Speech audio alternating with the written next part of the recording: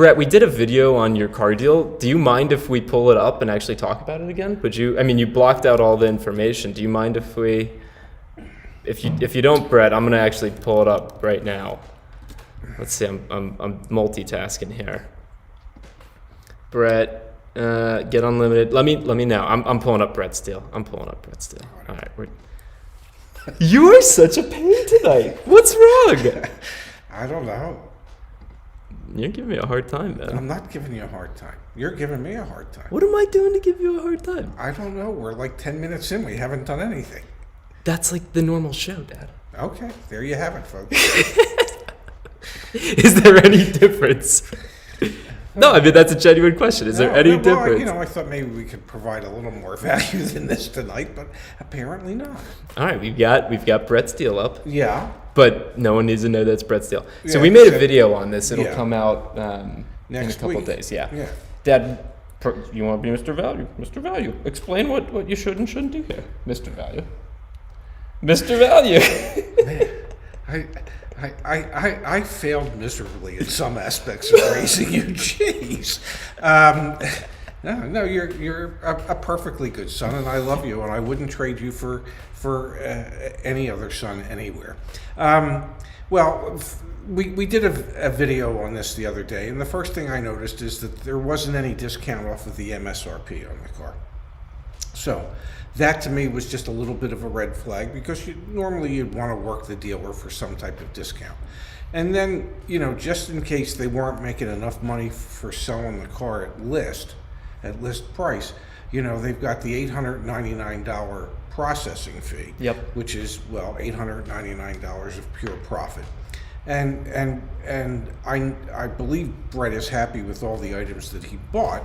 The extended service contract, which was $3,150, almost $52, which they probably made at least $1,500, if not $2,000 on that service contract.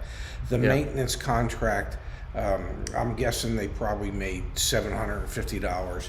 The tire and wheel, they probably made $750, and they got him for $1,442 for that. And the gap insurance, well, they probably made $750 on that. And this is when we talk about the F&I office, and being menu sold, and obviously so like you can break this sheet almost in half underneath subtotal. That's the front end of the deal. Yes. This is the back end of the deal. And in this case, Brett bought the menu. Yes, he bought the menu, but he was given his $750 rebate from the manufacturer. Yeah. What we don't know is we don't know what rate he got, or if he got a subvented rate. What does subvented mean? It means like if the normal rate would be 1.9% and the manufacturer's using 0.9, that's a subvented rate. They brought the rate down below the standard rate in order to... Gotcha. 0% is a subvented rate. And when a manufacturer's lending arm does that, then they normally just pay the dealer a flat fee for having placed the loan. So I don't know if that was the case here, but I would suggest that the finance office probably made somewhere between $400 and $4,500 profit for the dealership on Brett's deal. Now, having said all that, the important thing, and the most important thing, is that Brett's happy. He's happy that he was able to get the vehicle. Him and I talked on the phone. Yeah. So he's happy, and I've said it before, a good deal is simply a state of mind. If the dealer's happy and the customer's happy, whether the dealer made nothing or whether they made $5,000, it's still a good deal, because everybody walked away happy. And that's all you can ask for on a deal. Now, I know some of you. There you go. MSRP was $33,000, so he got a discount off MSRP. Okay, cool. So he got a nice size discount, which we couldn't tell from the. So Brett should be happy. The only thing that I would question was whether or not he wanted all the menu items, and if he did, what he probably didn't know at the time was that he could have negotiated those to some degree to mitigate the costs and to cut into the dealership's back end profit a little bit. And know that those are negotiable. If they're Yes, taxable, they're yes, negotiable. yes. Okay, so we got a couple questions. We're going to do questions through the live feed. Brett, thanks for letting us use your deal. Yes, thank you, Brett, and congratulations again Yeah. on your new RAV4. And thank you for letting us know. We love when people tell us that they've bought cars because that we know then that we've actually helped. Like that feels good. Well, we've done something. Yeah, we've been a part of it. Who knows if we've helped? So Yeah. feel free, let us know. Email us or tweet us or send us Instagram DMs and whatnot. We really appreciate it. Okay, so here's the deal. Questions through the live chat. Also, questions on Twitter. We're going to hop to that in a couple minutes here. Use hashtag #YourAutoAdvocate. Again, please don't you can spam us there too, but please questions, and we'll be sure to answer those. But Dad, we have a couple questions. I'll toss them out at you. Rate was 2.3. Okay, so we have. Is there any acceptable processing fee? What is an acceptable processing fee? Do you want to talk about how doc fees are different in each state? Well, yeah, processing or doc fees are different in each state. Some states, they cap them. I believe California's capped at either $75 or $85. Yep. Some other states might be capped at $55. And then there's other states like Virginia, Florida, where it's like the wild, wild west. They can make it whatever the hell they want, whatever the market will bear. We had that guy email today about Alabama. He's buying a vehicle from Alabama. He lives outside the state. They were charging him a $600 doc fee and then a $200 out-of-state doc fee. So it's what's an acceptable doc fee? A doc fee, you have to realize, is nothing but pure extra profit for dealerships.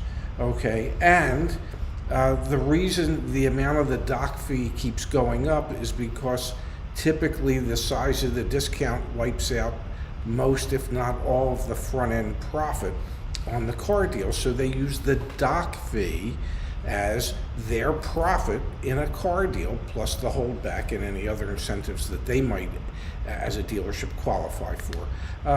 So what's a reasonable amount? I don't know. I really don't. I guess the truth of the matter is, the smaller the doc fee, probably the smaller the discount you're going to get on a car.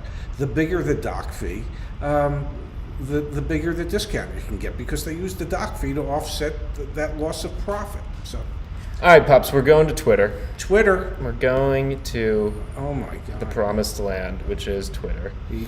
That's the promised land. All right, we're going to start. Let's scroll down and see. Okay, so these are all my tweets that I tweet out from Your Auto Advocate. Hey, feel free. If anyone wants to make me happy, you don't have to retweet it. Just give this a little heart. I get the notifications on my iPhone. Puts a smile on my face. December 17th. Go for it. Yeah. Okay, how do dealerships view your trade? This is from Esteban. How do dealerships view your trade when you are underwater on a loan? Does it make them less flexible on the price? Well, here's the deal. The buying a new car and selling your trade to the dealership are two separate transactions. We have the guide you wrote back at YourAutoAdvocate.com. Just search trade-in. Yes, so that you want to first negotiate the price on the new car, and then you want to sell them your trade-in. The fact that you're underwater should not impact the value of the trade.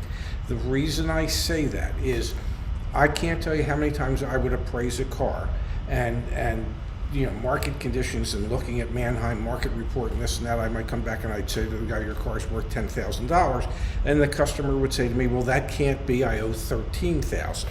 Well, what you owe on it does not impact what its real value is. For instance, if the guy only owed $3,000, would his $10,000 car suddenly only be worth $3,000? The answer to that would be no. So the fact that you're underwater on your current loan just means that you'll have more that you'll have to roll into your new loan, or more cash that you'll have to put down so that you can break even. Question for you though, as a car seller in this case, yes, that's information that I don't necessarily need to disclose, because if you tell me as a sales manager, am I going to use that to help justify where I'm going to put my initial offer, or am I overthinking it? I used to argue with my used car managers quite often, where they would give me a value on the car, and then I would go back to them. Is that what can we do more? And they go, well, what's the guy owe? And I used to look at them and go, it doesn't matter what he owes. The car has a value. Just tell me what the value is. That's all I need to know from the used car manager's perspective. What is the value that you're going to place on the car, and then allow me as the sales manager to go to work and either justify that value or not. But it has nothing to do with what the customer owes. It has a real value. But there's a couple hundred people watching this, Dad, and like what you just said, I think is actually really telling. The used car manager wants to know what you owe to help try and justify and position. The used car manager here's the deal. The used car manager wants to buy your car as inexpensively as he possibly can. And he'll use whatever extraneous information he can to justify his positioning for the actual cash value of the car. It is the sales manager or the new car manager's responsibility, or the desking manager who's trying to put together the deal, to remind the used car manager that a car just has a value. Yeah, no, I get it, but Yes. I guess like I just want to be crystal clear. If I'm trading a car in, should I withhold that information? At some point, it's got to come out. I mean, somebody's going to ask, what do you owe on your car? And you could either say, well, I don't know. You are being charged for overages. This is live stream. Yeah, Yeah. That's my mom, by the way, as well. My dad, when they were at the YMCA on a bike. It's an awesome photo. There you have it. It's on his Verizon bill that I pay. Yeah. I'm so glad I got the notice on my Verizon bill. And I don't even have Verizon anymore. Okay? I use Xfinity Mobile because it's so damn cheap. All right, sorry. So anyway, what this really brings up is that there can be a contentious relationship between a desking manager who has to try to figure out how to put a deal together. No, I get it. And the used car manager who Wants is, to buy it as cheaply as possible. or in car terms, he's trying to steal the trade. Got it. Okay, because all the used car manager goes, he wants to steal the trade so that even if he doesn't keep it, he can send it to the auction and make money at the auction. So, all right, we got a lot of questions. Sorry for Okay. harping on that one. That was a good question. Thank you, Esteban. Richard says, your auto advocate, what would happen if I negotiated my best out the door price for a new car, letting the dealer think I was going to finance it, but at the last minute I whip out my checkbook and say I'm paying cash? Would the dealer back out of the price? it depends. And the reason it depends is if they were thinking that you were financing it and there's some finance incentives that they were given by the captive lender to be able to utilize to lower the price of the vehicle, then Price could change. Then the price could change, because if you're now paying cash and there is no finance incentive that you would qualify for, that could negatively impact the price of the vehicle. So, yes, be prepared that it could be a possibility. And one strategy we talk about in a lot of videos is see through that financing and then pay off the loan next week. Yeah. Yeah. Wait 4 or 5 days for the loan to get recorded with the lending institution And then pay it off. There's no penalty to pay off. Typically, there's no prepayment penalty. Dan Martin says, your auto advocate, if we don't know the invoice amount anymore, how much should we negotiate off the MSRP? Well, it depends on makes and models, and we've given some generalizations by make. Well, in the market price report, Well, that will help the you as suggested well. offer. Yes. Yeah. But also, if you don't even utilize the market price Yep. report, you can refer back to our guide that Oh yeah, listed we have on the website a guide that breaks that. We have a video as well. Yes. So Dan, if you Google search, percent discount off new vehicles, your auto advocate, you'll find those resources. And then to get the invoice, to get the, ask the dealer. Yeah, you could ask the dealer. They might or might not show it to you, but know that in most cases, if it's a Highline car, you might be looking at a 10% margin between the invoice price and the MSRP. So if you're looking at a car that has an MSRP of $100,000, then you can figure that there's roughly $10,000 markup in that car. Yep. In less expensive cars, it might be 6% or 8%. So if you're looking at a car that's $50,000 and you figure it's around 8%, well, that would be what, $4,000 of margin that's built into the into the car between MSRP and the invoice cost. Yep. All right. Let's keep scrolling up. So we can give you an approximation. I'm having some. There we go. We're having technical difficulties? That's typical for me. Okay. All right, let me make sure this still looks good, Pops. Yeah, that's fine. All right, I'm actually going to click in on this. Looks like someone, Jeremy, sent us a deal. Let's see here. It's a 2021 Highlander. I'm moving us all over the place. Okay, good. Okay. Okay, so it had the vehicle price that was $43,633. Is that the MSRP or is that the vehicle price with dealer ads? And I believe that just might be the vehicle price, but I can't tell for sure. I can. It looks like they gave him $1,500 in factory rebates. Yeah, but they also gave him $2,436 discount. Yep. To bring the selling price down to $41,196. There's another $1,500 in rebates. Don't know what the dealer added accessories are for $600. Yeah, I would get rid of those unless you want them. Well, you'd want to find out what they are and negotiate them. So the price with those, you're back up to $40,295. Your sales tax, total fees. Your dock fees and whatnot. Yeah, are $350. Oh, this is neat. They add vehicle service contract, which is again colloquially that extended warranty, into the estimate. They haven't offered him one yet Yes. or added, so that's interesting. Yes. Okay, and then they have his financing. Look at that, Dad. 6% APR. Man, Yes. that seems awfully high. Yeah, it does for 72 months. Yes. Yeah. Yes. You know, I'm kind of interested. It'd be I don't want to. I want to run the VIN in the market price report, but maybe I'll do that when we're offline. Jeremy, we'll come back. I'll run that in the market price report, but I mean the big takeaways there are $600 in added accessories. Is Yes, that really you might want to ask what those are. Yeah, exactly. Alrighty, let's come over here. Perfect. I'm looking at a used 2020 MDX in Virginia, supposedly $699 is a dock fee. Oh, Dan, that's you again. Hey, Yeah. Dan. Well, it depends what store you're at, because as we saw on the vehicle that Brett bought, it was $899, and that was at Coons Toyota. So it depends on the store.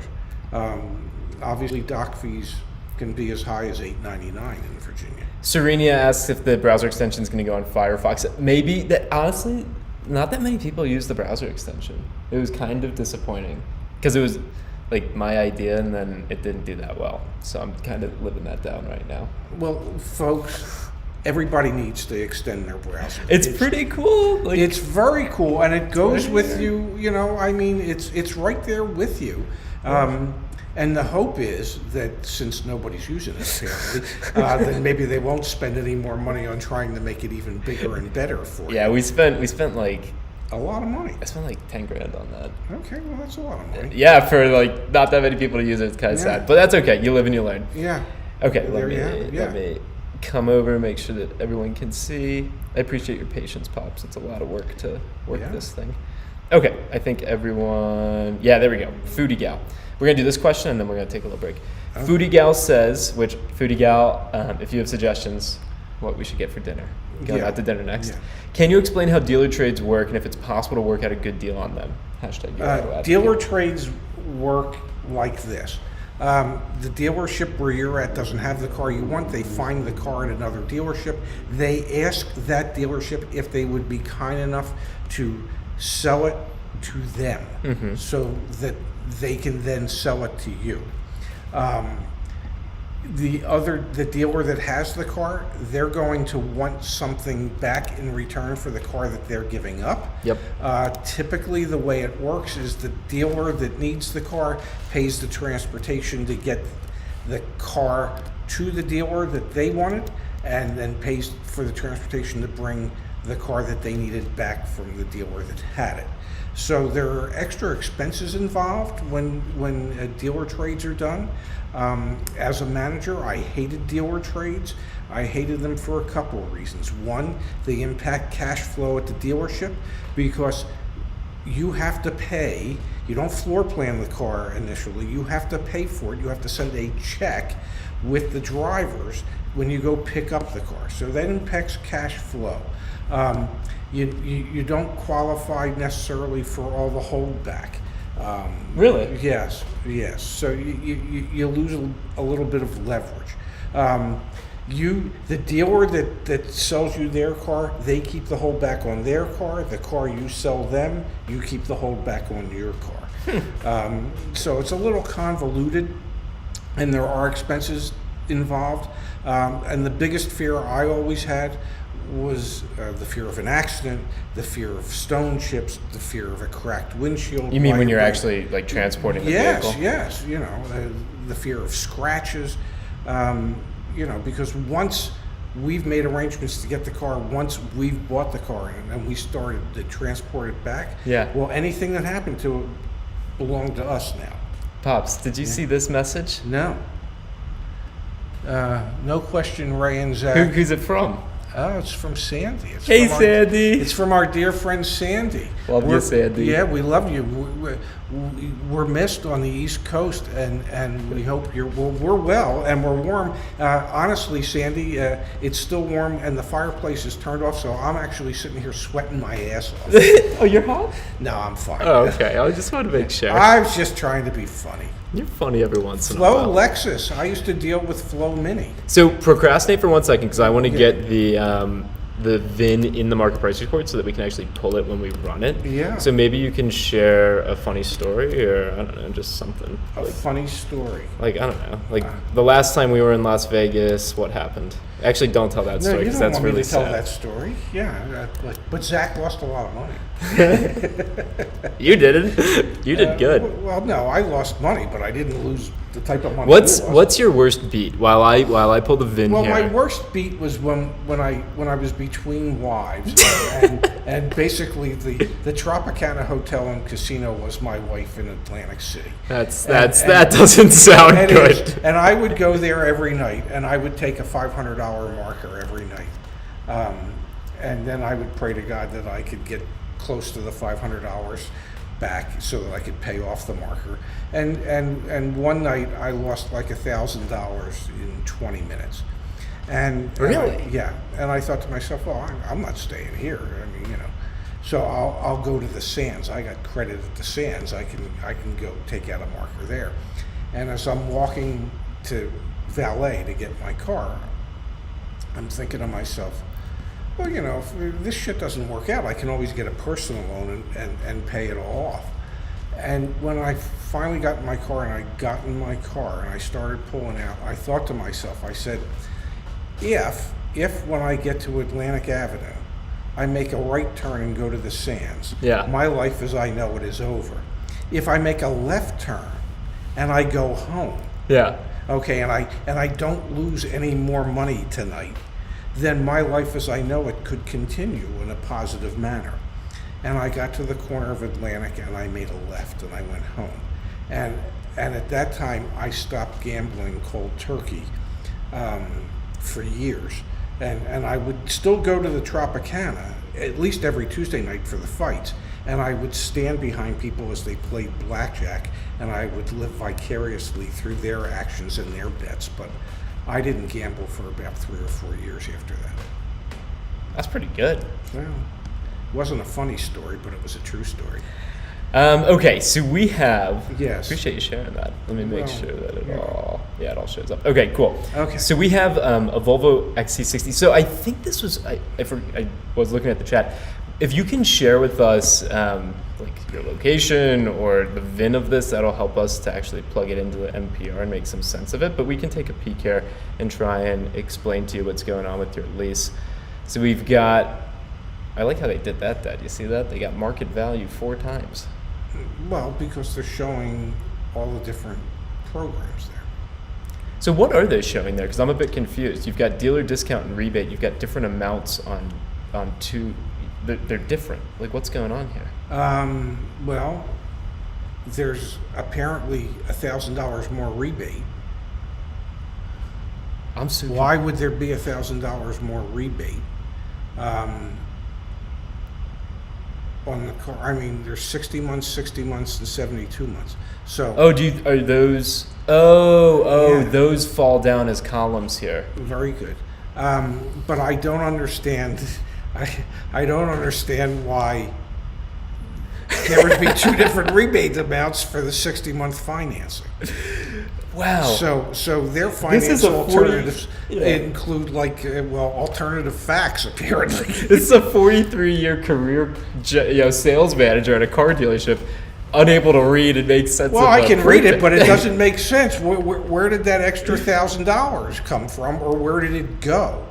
And I Yeah, 'cause the they're showing why is- discount and rebates in the second line. How do you make sense of this? Well, it's not easy. It really isn't.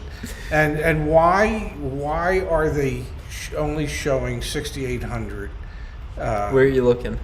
up here? Oh, still Yeah. at that line? Yeah, I don't get it. Now, if you're asking me, I don't know why is there more rebates at the bottom? And there's two different residual values? Well, it could be. No, but they're both for 36-month terms. Yeah, well, one could be for 10,000 miles, one could be for Okay. 12, or one might be for 12 and one for 15. This is quite possibly the most confusing dealer worksheet I've ever seen. Yeah, well, there's a reason they did it like this. Explain. Because it's so goddamn confusing, you don't really understand what you're looking at. This is borderline criminal. Now, here it says price structure for the finance. You're down here. Okay, yeah, the discount's really $2,575. Okay. So I guess the other $4,300 or $5,300 is rebates. Yeah, I'm getting pretty good at this. Okay, here, but I don't know okay. why there's two different rebate amounts for a 60-month term. That I don't know. Yeah. Now, I'm assuming, I don't know what the hell to assume. I don't I'm know assuming they're using $48,939 as the selling price for the lease as well, but I really can't tell that. So when you get a printout like this, I think one of the first things that you should do is like we talk about, get the itemized OTD price. I know why there's a difference in the The rebate. APR. Yeah. Yeah. So if you take the 0% APR, you lose get $1,000 $1,000 in cash. in rebate. But then they're trying to stick it to you by charging you 3.99, and you can probably in today's world be closer to 299 or 249. So is this another example, if you're going to finance, that you should take the $1,000 cash rebate and then refi 2 weeks later? Yeah. Yeah. Or a week later. Yeah, whatever it is. Yeah. Yeah. Okay. Yeah, This because is hard to make sense of. how much could you pay in interest for a week? It's going to be very little. If you got anything out of this live stream, it's Yeah. that. Take the cash rebate, refi. But there's certain things that you would need to know, especially on the lease program. Yeah, you know what the residual is. Yeah. You what you don't know is you don't know what money factor they're using. So you ask always what the money factor Yes. is and if you're getting Yeah. it at buy rate. Yes. They don't have to tell you, but that's the question to ask. Yes. A potential Volvo lease program advantages, no long-term obligations. No, because it's only 36 months. I'm done with this Volvo Okay. deal. I'm sorry we can't help too much. That is very convoluted. Little maybe above our pay grade, I guess. I guess that's what it is. Your auto advocate. I want to know if I should negotiate the price on a used car. Yes. Dealership told me that they won't budge. Normal. Yeah. Age of the internet price, and other reasons. Looking at it for a Volvo XC60 in Boston. Thoughts? The unfortunate reality today on pre-owned cars is dealers are not doing a lot of negotiating on them. So it depends on how many of those vehicles are in your area, what the market day supply is, how long they've had the car. If they don't have, if they're not willing to negotiate, maybe another dealer would be.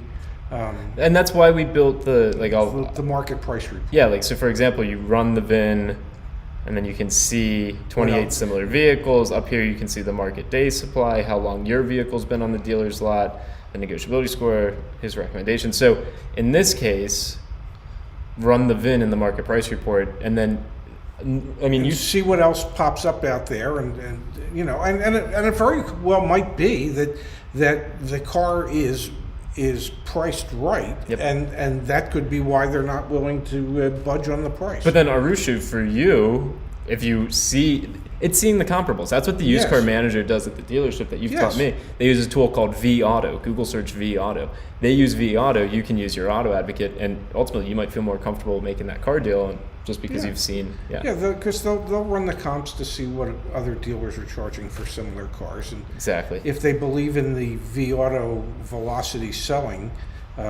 mantra, then they'll price theirs lower than everybody else's. And look at this, like this is a great example. I mean, I ran this report 3 days ago, but you can see on the 16th that it was priced at $24,396, and then on the, team tooltips falling off the screen, but on the 18th it was priced at $22,800. Yeah. It's been on the dealer's lot for 45 days, so their turn policy or V Auto is dictating lowering Yes. the price. Like Yeah, that's it's actually been on the lot 48 days. So Yeah, yeah. they're 3 days closer to having to get rid of it. exactly. If they Okay. believe in a 60-day used car policy. CJ says your auto advocate tracking a car in Atlanta at dealer for. Oh, I thought CJ, you've been at the dealership for Yeah. 45 days. No. The car's been at the dealership for 45 days. Yeah. It went down $2,000 in asking. That's literally that's a Yes. perfect example of what we were Yes. just saying. Went off market and showed back up a few days later in Chattanooga, about 1.5K higher than the last selling price at another franchise of the same brand. We haven't talked about that, have we? Well, perhaps they sold it to the other dealer. Can you explain why dealers do that? And I'll find the next question on here. Well, the reason dealers would do that is their inventory ages. They have to get rid of it. And oftentimes, they'll either take it to the auction and sell it at the auction, or they will sell it to other dealers that they have a relationship with. Or if it's a dealership group, dealerships in their group. Or if it's a dealership group, they'll move it around within their group. It's just a common practice. Exactly, yeah. So you can use that in your negotiation. You can say, hey, I know that this vehicle has been on your lot for a week, Yeah. but it was at the other dealership in the same group for 2 months. Definitely. So you may or may not be able to use that to your advantage, because now that it's at the new dealer, they're going to go, it's only been here a week. Yep, yeah, you might get a little Yeah. slack for that, but we'll Yeah. see. Okay, Static Angel says, your auto advocate dealerships keep saying their listed price is their best price. How do you get them to move down on price? I'm using your email templates. Great starting point. Yeah, thanks again for writing those email templates. If you Google search car buying email templates, your auto advocate, that'll pop up. It's good stuff that my dad wrote. It's the same story, right? Yeah. Run the market price report. See what else is out there, see what the comparables are going for, and then ask them if they might want to review their price to make sure it's in line with what else is going on out there. Not to plug us too much, but we created the negotiability score to help you hone in on, I mean, this is like what my dad taught me. It's based off of market day supply, days on lot, and how close we are to the month. So like the higher the negotiability score, the more likely the dealer should be to want to move on that because it's aged inventory Yes. or like relative to others in the market. So definitely run the VIN and then look at the negotiability score. That'll help you find the one, Static Angel, where they actually will go down on price. And sometimes you just can't get them to go down on price. Sometimes the damn dealers just don't cooperate. And in that case, Find another dealer. but also at the end of the day, if you want to buy a car and you feel like you've gotten a fair deal on the front end, that's fine. Then buy Protect yourself on the back end and don't necessarily check every box. Get the gap insurance through your auto insurer or through your bank. Get the extended vehicle service contract or the extended warranty from us or from someone other than the dealership. Get the tire and wheel from us or from someone other than the dealership. Like those are all the areas where you can make sure that you're not getting taken advantage of. John Bailey says, your auto advocate, why are non-warranty repairs so much more expensive at the dealership than at most mechanics? Well, truth be told, most of the dealerships that I worked at, they tied their non-warranty repairs to what was competitive within their market area. So they would actually run reports to see what independent shops were charging, what other shops were charging, and would price their services accordingly. So at most of the dealerships that I worked at, they weren't that much more expensive than an independent shop. And one of the reasons that they would be and could be a little more expensive is, the dealer has a lot more money Overhead. invested Yep. in the facility and the size of the repair facility. Yep. You know, hell, the Mini dealership I was at, we had 22 service bays for a Mini dealership. You know, Wow. there's a lift in every service bay. There's special tools that you have to buy. There's special training that has to be done. So the expenses for a new car dealership Or just higher. are higher, and sometimes that's reflected in the price.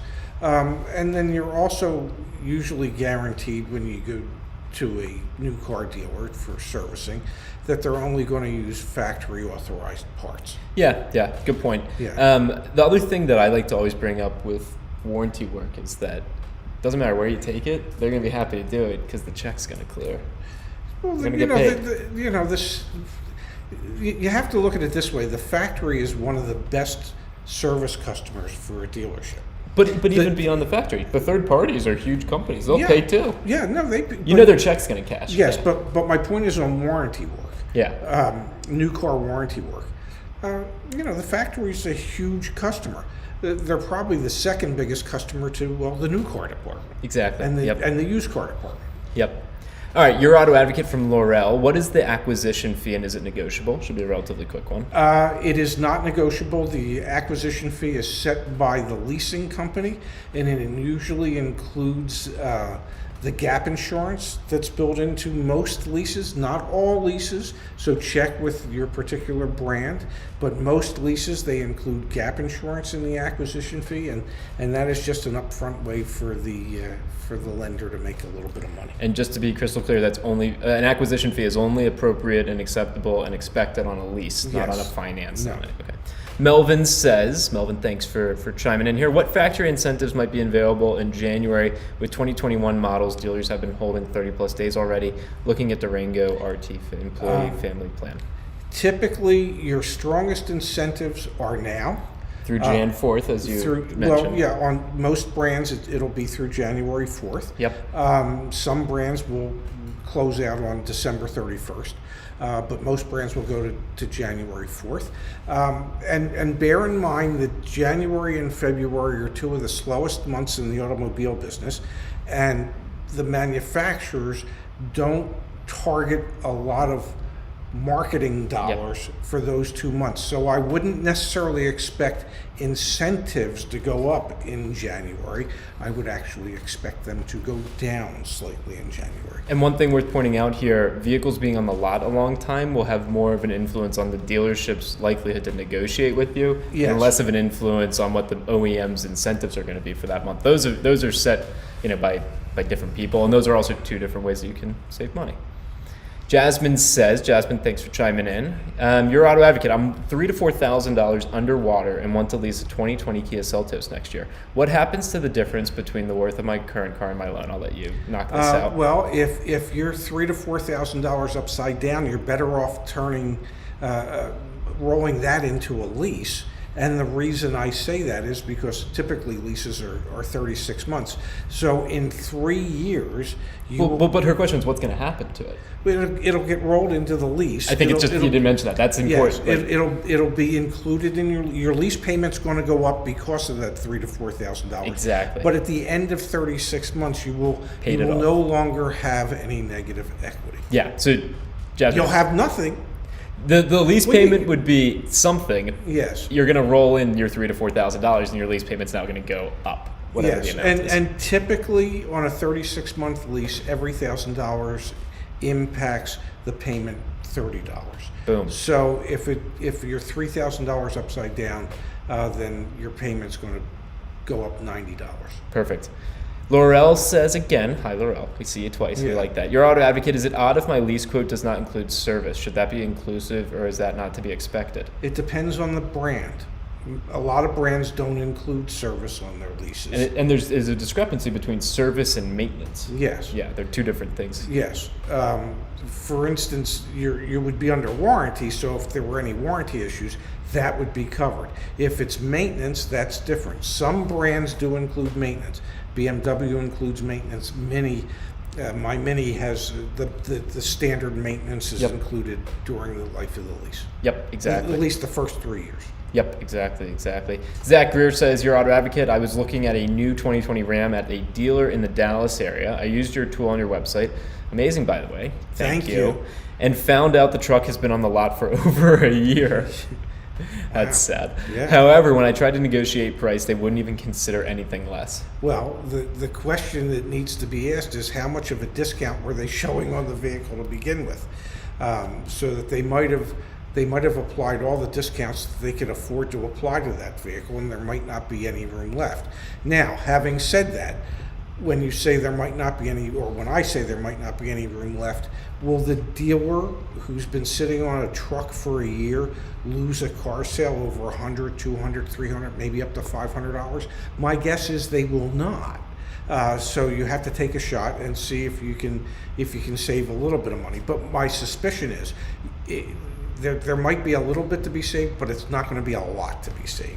Yeah, when a vehicle's been sitting for that long, Yeah. like we talked about before, there's the velocity pricing to decrease it every 30, 60, 90 Yeah. days. It's probably been sold to a few dealerships within the group. Well, this could be a new one, and that could, Still. But I guess what I'm saying is, like, they work to try and get the price to a place that will make it Yes. sellable. Yes. Yeah. All right, we've got another question. Let me reshare. Sorry. From Mark C. Your Auto Advocate, what are your thoughts on using MSD, multiple security deposits, to lower lease payments? Working on a Tacoma lease. What do you think? I used to work with a sales manager at Mini who did that on his lease. Really? And at the end of the lease, you get your security deposits back. So it's Wait, can you explain this? Because I've never heard of this. If you put down more than one security deposit, and with Mini you could put down as many as 6. Okay, so you were giving Mini 6 security deposits, and let's say the security deposit was $300. So you put $1,800. So you gave Mini $1,800 to sit on, to work with, for 3 years. Okay, they're not paying you any interest on that money, but they could make interest on that money. And when you put down multiple security deposits, it lowers the money factor. So for every extra security deposit, it might lower 10 basis points or 5 basis points, whatever it is. That's super interesting. So that you can impact the money factor by but you're giving them your money to sit on and work with for the length of the lease. And if you can afford to do that, and realize that, even if you just left it in a savings account, you're not going to collect any real interest on it. But you'll lower your payment, so it can and does make sense. That's super interesting. Yes. We've been doing this for a year now. We're coming up on our 1-year anniversary. Yes. The what happens to unsold cars? I think you were wearing your gray cardigan. I was wearing my gray cardigan that I get a lot of compliments on. It's from, the brand is American Rag Company, and it really that Target? No, it was Macy's. And it really does look like a rag, but I love it. It's very comfortable, and so yes. That's pretty neat. Yes, a lot of times I wear my Team Chefska gear. That video is almost up to 1 million views, which is truly incomprehensible. All right, we've got a couple that have come in directly to our Twitter as well. So use the hashtag YourAutoAdvocate to get a response, but we also had a couple come through directly. So let's see those. So Kim said, "Get Auto Advocate." We, believe it or not, what's it called? Your username? Yeah, the username Your Auto Advocate was taken. Yeah. So whatever. Looking at a Jeep, MSRP is $38K. Your market report says suggested offer is $26,000. Is that correct? That's a $12,000 difference. Thanks. I'm going to go out on a limb. So one of the things that we know in the market price report is we've got this suggested offer price right here. This suggested offer price makes a heck of a lot of sense when the dealer's advertised price doesn't include all of the fake and phony rebates. Yes. So one of the things you're going to see that's going to come in January, we're working on it right now, is up here. You see how it says market price report and then out the door price calculator? In between, I know I've shown you this, Pops, it's going to say incentives. So Yeah. the suggested offer price is going to be based off of the MSRP for new vehicles instead of the dealer's advertised price. And then on the incentives tab, we're going to show you all of the applicable incentives for your location or where the vehicle is. So is $12,000 off on that Jeep realistic? Heck no. Like that's like the example of what I just gave. I'm sure the dealer's advertised price is fake. And then our suggested offer price is even lower than that because it might be negotiable. So sorry, Kim, that's an example of one where we need to do better. So thanks. There you have it. Okay, and then Marion Campbell says, I live in Philadelphia and I want to buy a Subaru Forester Touring 2021. Nice cars. Yes. Should I negotiate on price or payment, finance, not lease? This is Negotiate teed the up. price first, and then you can negotiate on the amount of down payment and on the payment itself. But you want to negotiate the selling price of the car first. You do not want to do a car deal just based on negotiating payments, because if you're negotiating payments, then you have no idea what they're doing to the selling price or what they're doing to the interest rates. OTD price is what you should be negotiating. So negotiate the selling price first, then worry about payments second. Yeah, and honestly, to flash it again, the out-the-door price calculator shows you what your estimated OTD is. That's the number to negotiate. Out the door on the road price. Yes. We have from Dale Woosley. Dale, I think Dale's only on Twitter and is seeing the hashtag. Yeah. Because he says, I don't see any answers. That's because we don't have any. No, I don't think he's watching the live stream. Well, someone tweeted Dale and give him the link to the live stream. That's kind of sad. Yeah, well. Oh, Dale, you're seeing all these car questions and you have no clue. All right, you have no clue what the answers are. But truth be told, Dale, you're not missing much. You're not missing much. Okay, and then Delam De Silva says, your auto advocate, do the dealers have more room to negotiate on a lease that was returned? I'm confused what that question means. Leases that were returned are great used cars. Yeah, I mean, you can answer yes just and no. no. I mean, it depends. It depends what the residual was. It depends what the lease company's charging the dealer for at the end of the lease. Yeah, I mean, when it comes to lease cars, a lot of dealerships find them. I mean, you've told me they're like some of the most attractive used cars. Yeah, because they have limited miles on them, and they've typically been serviced by the dealer, and Exactly. they know everything they need to know about the car. Okay, JMH actually sent us over the VIN for that very confusing dealer printout that she sent over, or he or she sent over. So I'm going to run it. So we ran it back here on the market price report. Yeah. Let's take a peek. Woza. Wow. You know the first thing I noticed? When it was 41,000. No, first thing I noticed is the fusion red color looks kind of nice. Yeah, it does. Let me minimize us just a touch on the screen, Pop, so that folks can see a little bit better. I know we like seeing ourselves, but I think this is worth making us a touch smaller and putting us over there. So, first thing I noticed, 183 days is the local average. Yes, and this car's only been on the lot for 34 days. So I want to actually just scroll down really quick. Okay, so there's four. There's Yes. 4 similar vehicles. So there's actually not a lot. This is Chicago area. Yeah. If this was an Audi, there'd be 100 similar vehicles. So we've got lots of price fluctuation.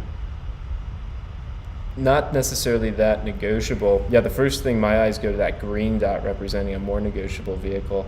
So let's take a peek if you don't mind. Yeah, but it's also $6,000 more expensive vehicle. Yeah, but we have one here that's more in line as well. I mean, let's actually, just to show how this actually works. So this vehicle was not particularly negotiable. So let's take a peek at this one. So there you go. That's why this one's so much more negotiable. They've been sitting on it for almost 2 years. It's hard to imagine. It really is. Yeah. So the way that we actually do this, just so that all the folks at home know, is we scrape the dealer's website. So they've been listing it for, and there's my dad. So they've been listing, yeah, actually, you know what? Here's a demo of how this works. If you have your browser extended. I'm in my free account. Yeah. That's actually unfortunate. Yeah. Damn. All right, well, I have no more reports left. That maybe I will pay. We're running a promo on Monday, $9.99 instead of $14.99, so stay tuned for that. But we scrape the dealer's website every single night, so that means that we've detected that debt. for 517 days. That's nuts. Somebody detected it for 517 days. Yeah. Anyway, that kind of gives you a sense for what that looks like and how that works. All right, back to Twitter real quick. Let's just double check one more time. Latest. Oh my gosh, there's so many. Let me read this. We'll re-answer these, Pops, and then we'll go to California Pizza Kitchen. How's that sound? Something like that. You getting hungry? Not me. Are you? Man's got to eat. Man's got to help advocate. I do that. You got me booked for every Saturday. You didn't even ask me. No, I did not. Sorry about that. Okay, James says, Your Auto Advocate, I'm in Washington State trying to get a new Chevy Silverado 1500. GM currently has employee pricing, which they've sent me MSRP invoice, employee pricing. I've tried to negotiate a lower price, but so far dealers don't want to budge. Is this the best price currently? I would think it would be. It should be employee pricing less any rebates and incentives that you would still be entitled to. Yeah, I think they're trying to make it as easy as possible this time of year. Yep. And just making everybody friends and family and employee pricing, and that's that. And also recognize trucks are retaining their supply. Yep. So just don't get taken in the back office would be the recommendation there.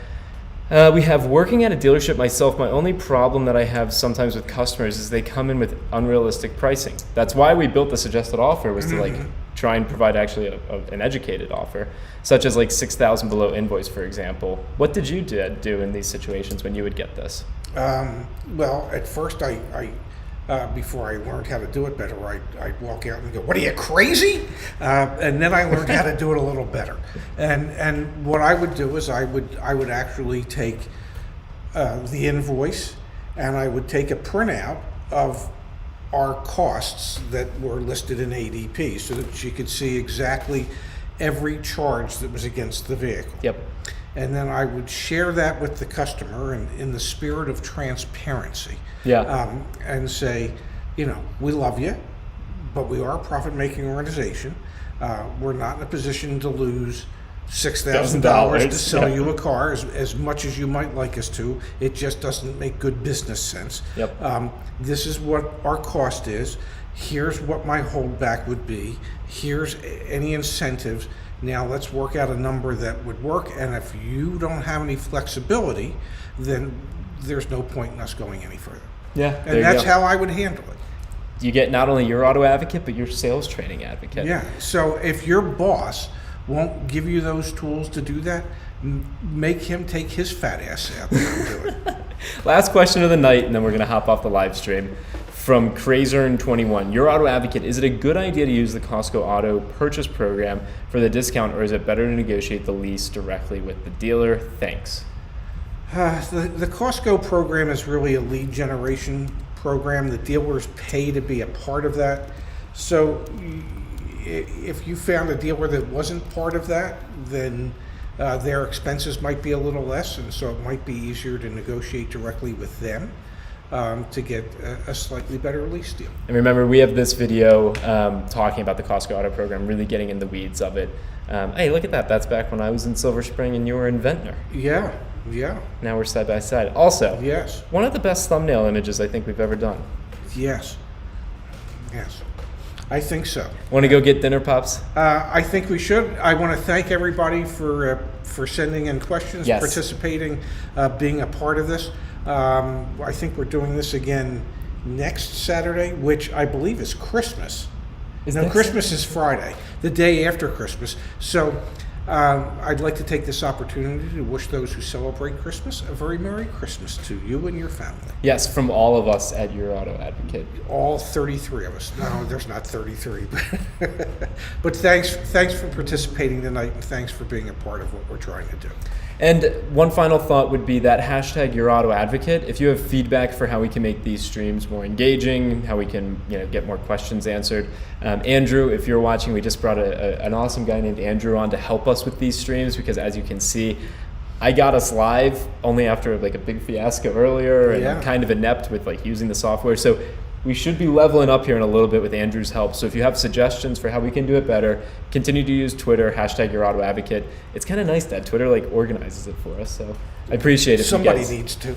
My email inbox is, if it takes me a while to get back to you, or my dad a while to get back to you, It's just because as we get a few more folks watching, it's Okay, I'm hungry. Let's go. Well, and a final thought. Pizza or salad? Thank you, folks. Check Instagram at Your Auto Advocate. I will be live Yeah. streaming from dinner. Oh, He's gonna kill God. me. All right, thanks guys. See you there. Bye-bye. What are you doing to me?